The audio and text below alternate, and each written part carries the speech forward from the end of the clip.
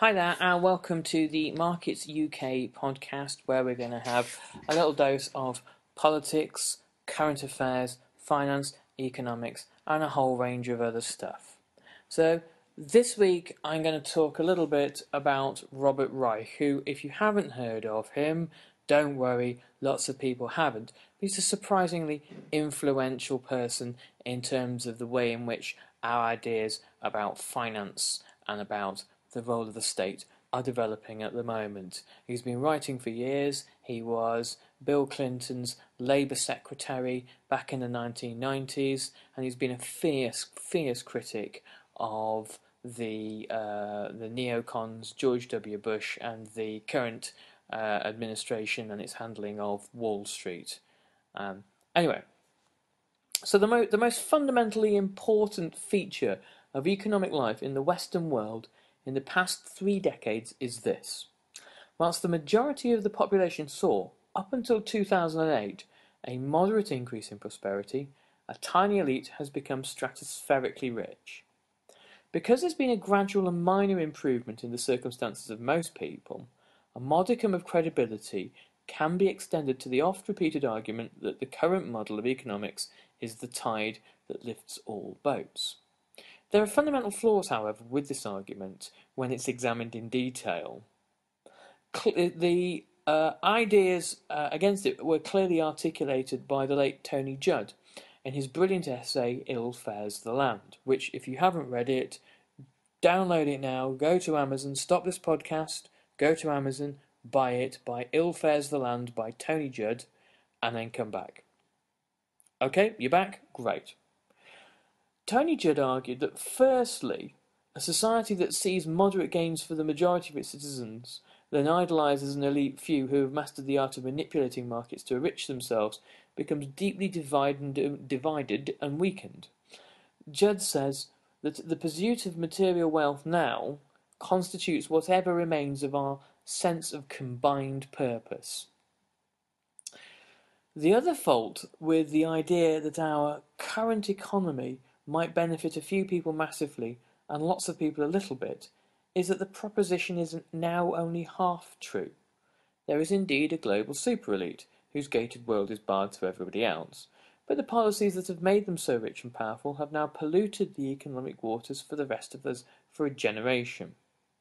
After 2008, what social progress the working and middle classes in Britain and America were making first ground to a halt, and then in the following 4.5 years went into reverse, with pay cuts, mass redundancies, and cuts to welfare spending crippling the aspirations of millions.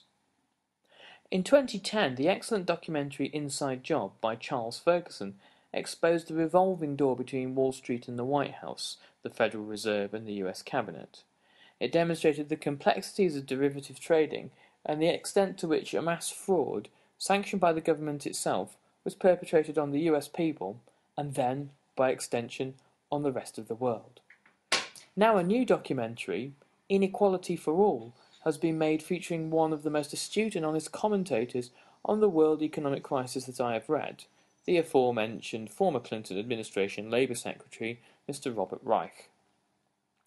Reich, for much of his career, an academic and currently a professor of public policy at Berkeley University in the US, is one of those great assets to public discourse, a man who can distill complex economic ideas and make them accessible without dumbing them down. His previous books, Supercapitalism, Aftershock, and Beyond Outrage, show the development of Reich's arguments, that capitalism and democracy are starting to follow divergent paths where once they converged, that far from Wall Street being the sole cause of the crisis after 2008, that it was deeper structural problems that left America and much of the world economically floundering ever since, and that in an age where only a tiny few are benefiting, Washington or Downing Street must be forced to act by mass activism, and that there is very little chance of them acting out of any sense of duty or volition or of any other regard, and that only people power and mass activism is likely to get them to do anything at all. No one could be in any doubt about the vast transformative power of capitalism, and whilst politicians ascribe moral qualities to it, Famously, Tony Blair described capitalism as a force for good. The reality is that it has no moral imperative. Capitalism is neither a force for good nor evil. It is simply a force full stop. Market forces are rather analogous to plutonium, immensely useful or enormously destructive. The difference is how they are controlled and directed.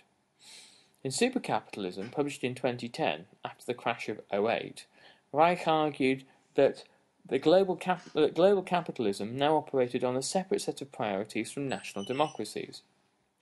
In the first instance, capital, owned privately and encouraged to have as little responsibility as possible to the territories in which it operated, had become solely focused on the maximization of profit. New technologies such as the Internet had enabled it to do this with ever greater effectiveness in the past 2 decades, and also enabled it to minimize its contribution to the running of society. Democracy, on the other hand, was concerned chiefly with the protection and betterment of the people it served, and during the decades from the 30s to the 70s, the Venn diagram of democracy and capitalism had large areas of overlap. As that picture changed, shifting to the point we are currently at, where capitalism has almost become unbounded detached from the constraints of the nation state, all manner of social and economic crises have ensued. Deregulation of finance has occurred under implied and actual threat of capital flight. Wall Street and the City of London frequently threaten to decamp to more favourable climes if their ability to act independently and hide their profits offshore is limited by legislation.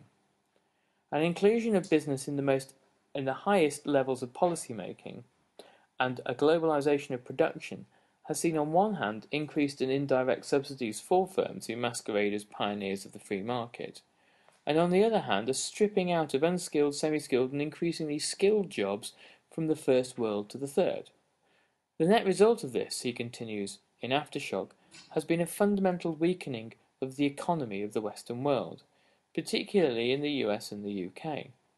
The huge gap in income that now exists, not so much between the working and the middle classes, but between the bulk of society and the new superclass, has begun to unravel the fabric of the social order. 2 decades have now passed which have seen a squeezed middle sink deeper and deeper into private debt, using credit to plug the hole that stagnating wages and rising prices have created. Reich claims in his most recent book, Beyond Outrage, that the blame for much of this lies with our political masters, but also, in part it lies with us for allowing it to happen and for allowing the control over our democracy to be stolen away from us so successfully. Reich is far from gloomy, however, and he sees something positive emanating from the current climate. More and more people are taking an interest in economics and the politics of corporate power. And as this happens, there is more and more attention being paid to the role of lobbying in government and the corrupting power it has on democracy. Reich sees a future beyond corporate power, where a new and invigorated 21st century capitalism will be reintegrated with popular democracy, and there will be an economy that serves the people and not the other way round. So the question begs itself, this is an investment podcast, what does all this have to do with investment? Well, rather a lot as it happens. We are still in very turbulent waters economically, and corporate power is still a reality in the lives of most of us, distorting markets around us. The most effective strategy for safeguarding oneself against future crises caused by out-of-control corporate power is to invest wisely now and for the future, and to give yourself a strong fallback position. So if you would like to do that, visit our website, visit www.markets-uk.com and find a range of robust investments that you can bank your future wealth on and have a great deal of confidence in uncertain times. Thanks very much for listening, and I'll catch you again on next week's Markets UK podcast.